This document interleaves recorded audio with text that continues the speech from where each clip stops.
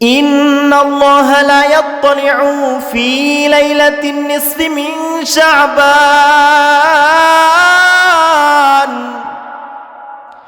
ফায়াগফিরু লিজামিই খালকিহি ইল্লা লিল মুশরিকিন আও মুশাহিন। আল্লাহ রব্বুল আলামিন পৃথিবীর যত সৃষ্টি রয়েছে সমস্ত সৃষ্টিগুলোর দিকে দিকপাত করেন।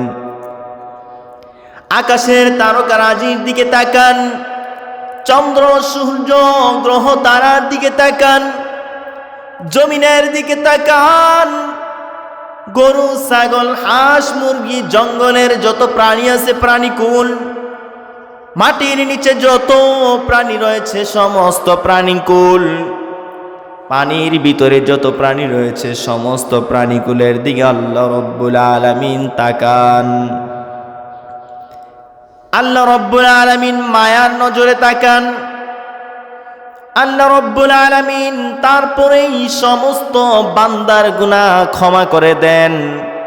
শুধুমাত্র দুই ধরনের বদভ্যাস যাদের মধ্যে আছে, ওই দুই বদভ্যাস যার মধ্যে আছে তাদেরকে আল্লাহ ক্ষমা করেন না।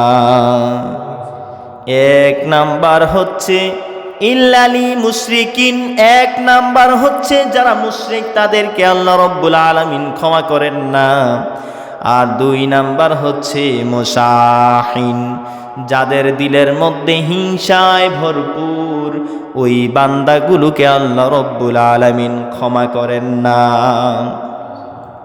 আপনার মধ্যে যদি এই দুইটা বদভ্যাস না থাকে, আপনি রাতের বেলা এশারের নামাজ পড়ে আপনি যদি ঘুমিয়েও যদি যান, ফজরের সময় যদি ঘুম থেকে ওঠেন, আল্লাহ রব্বুল আলামিন আপনার জিন্দেগির গুনাহ খাতা মাফ করে দিবেন।